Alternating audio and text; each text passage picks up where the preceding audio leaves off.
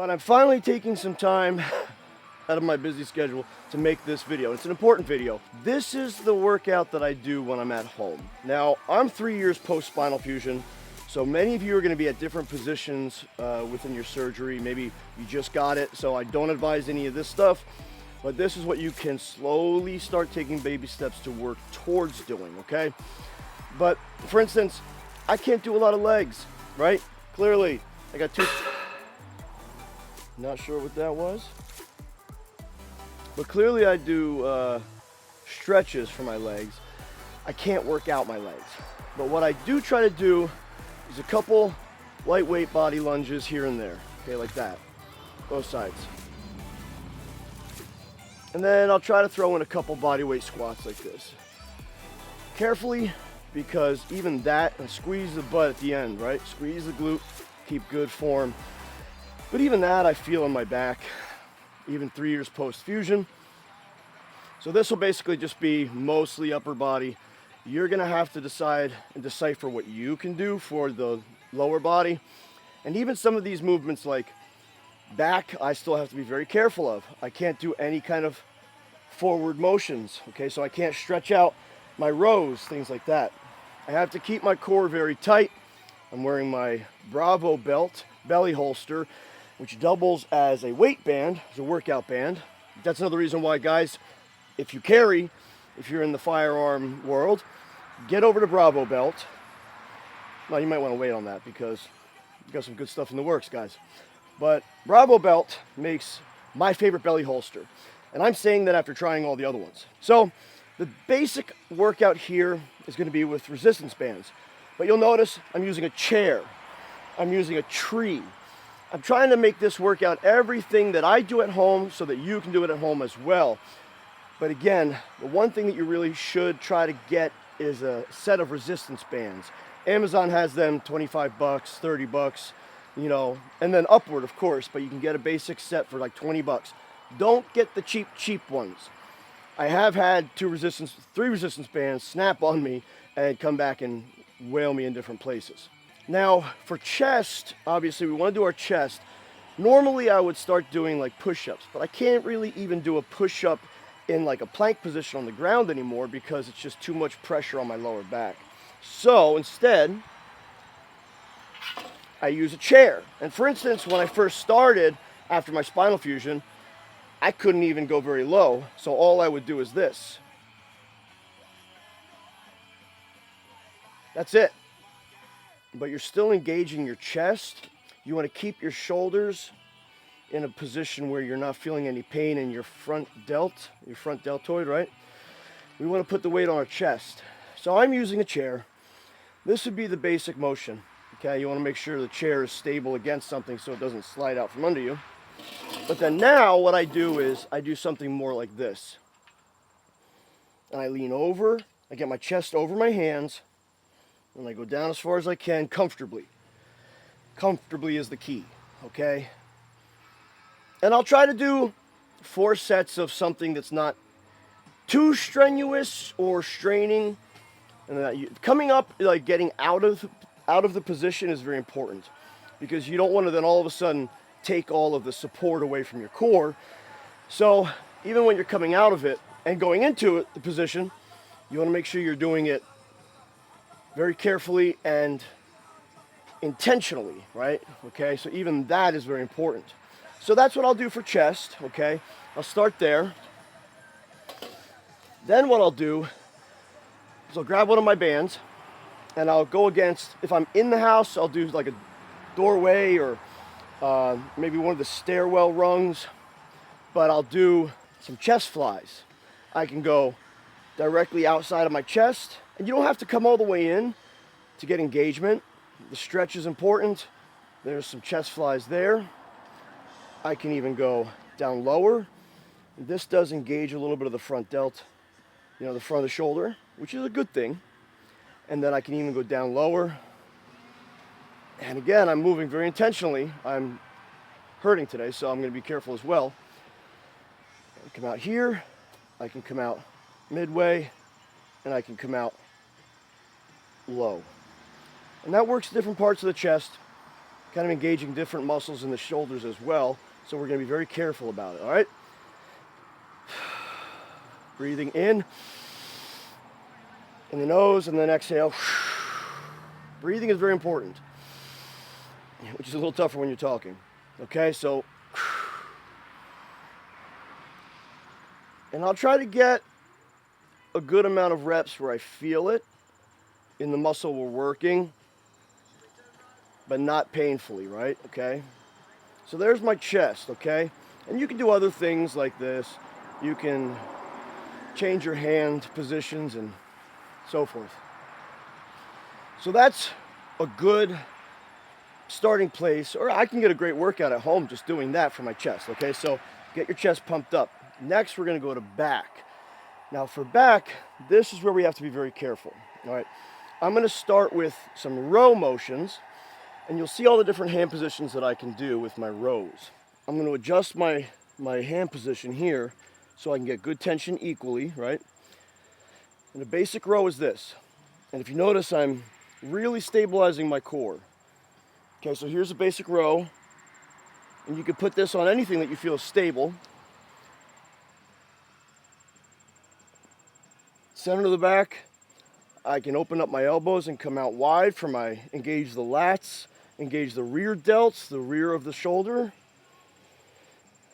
And I can cross the band even, get a little bit of a better tension. And I can even come up higher and really work the rear of the shoulder, the rear deltoid, and the trap, which is up here, right? Now, if you have shoulder issues, arm issues, you got to get into all this slowly, of course. And then even if I want to do like more of a lat work, I come out here.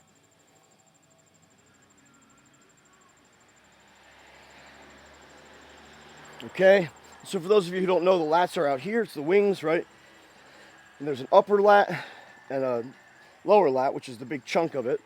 Okay, so the rear delt is back here, and then the traps are up here. So we're trying to engage all those comfortably without hurting anything. Next, we're going to go specifically to shoulders. And shoulders, I like using the handles. I step on the band equally to where I know I've got good equal tension. This is a shoulder press. Up, down. Inhale. Fill up the chest, blow out. Okay. Inhale. And you can even go a little bit in front of you to engage more of the front deltoid, the front of the shoulder. Okay. But be very careful with the rotation of the shoulder. You don't want to hurt anything. Then I'll come in and I'll do my side raises like this. Okay. Again, watching the shoulder position, making sure that I don't feel any pain anywhere. Okay. And then I'll come in kind of midway point. I'll adjust the angle, engage a little bit more of the front delt. Okay, and then I can go front delt raise, front raises. 1, 1, 2. And if you notice, I'm not just letting the band go. I'm not letting the band control me down, pull me down. I'm going up intentionally, going down intentionally. And I'm counting 1, 2, 1, 2, 1, 2, 1, 2. Got it? Side raises, I can do 2 arms at a time or 1. But with front raises, I can't do 2 arms at the same time because it puts too much pressure on my lower back. So I keep my core stable. I go up one hand. One hand, okay? Then what I'll do is something called an upright row. Across the bands. This works the cap of the shoulder, again, into the trap, tying in the trap. 1, 2, and I'm not putting my chin down, but I have to keep my chin about here. I can't really do it up here because I have 2 bulge discs in my thoracic and cervical spine, and it puts too much pain, puts a lot of pressure on my right arm. So I kind of have to keep my chin right around here. As long as I'm careful, I can do these without too much pain. But I do feel it down my right arm significantly. So I can't do a lot, but I'm trying to get the blood flowing everywhere. That's kind of the key. It's not, you know, when we work out after surgery, the key isn't to strain the muscle, stretch the muscle, tear the muscle. Unfortunately, that's what leads to the most growth. But we're kind of getting blood flowing first, okay? Then as we work further and further down the road, we can do more. And again, I'm still 3 years post-surgery, but because of additional problems, which a lot of you guys know from the channel, I still have to be very careful, all right?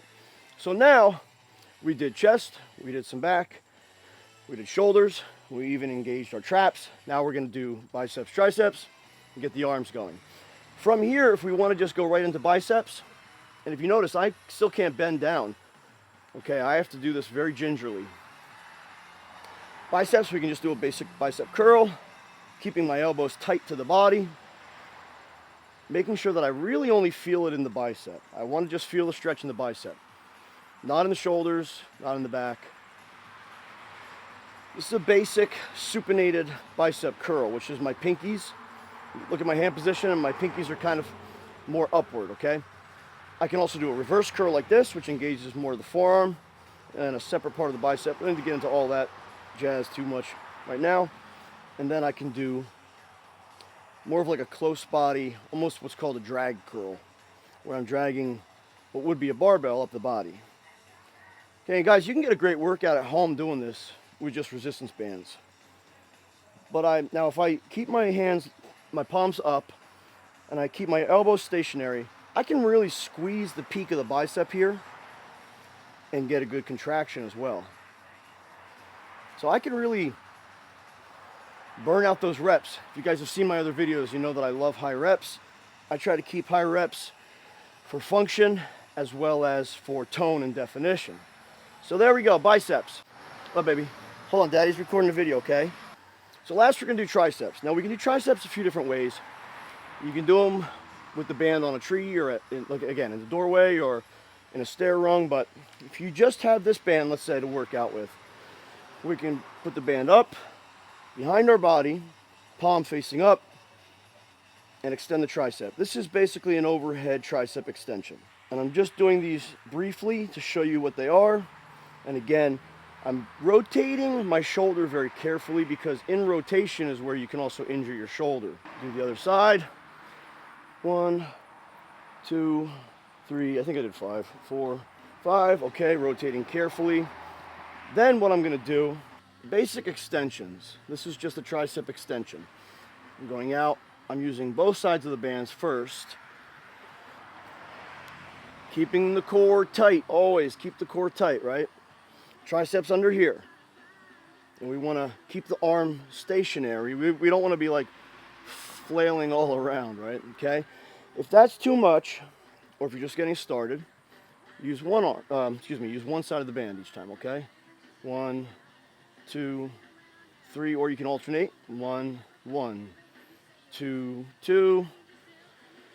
Okay, or I can come down and I can do extensions this way. The key to all of this is finding the positions that don't hurt your body, that allow you to engage the muscle properly without hurting other parts, okay? So next, the last thing I like to do are just tricep kickbacks. And I'm keeping my elbows stationary, okay? I'm not letting my elbows come forward and go backward. I'm keeping my elbows stationary, and I'm kicking the arm back, trying to just engage the tricep, all right? So that's pretty much, now we just did full body, full upper body. Then again, you have to figure out what you can do for your legs to engage them or not, okay? But unfortunately, because of all my limited motion and my nerve damage and all my pain down my legs, I can't do very much. For the people that have requested this, I hope that helps. I hope that gives you a good place to start.